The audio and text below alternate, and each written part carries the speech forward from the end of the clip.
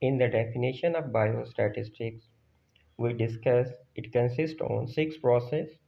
We started from the data collection, organizing, displaying, summarization, analysis, and conclusion.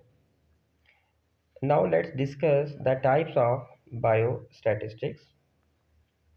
It has two types.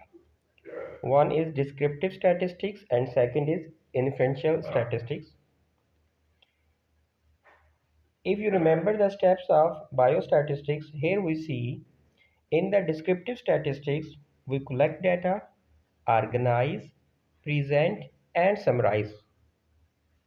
So four steps are involved in this type of statistics in which we only describe the data. So if we discuss about the inferential statistics, so all four processes are also included, but here two more processes included in inferential statistics, which are apply statistical analysis and do conclusion.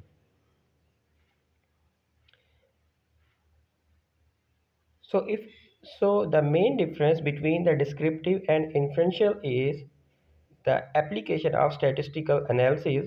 In the descriptive statistics, we only describe the data, but in the inferential statistics, we apply the test and do a conclusion. And that conclusion will help us to generalize our data from sample to population.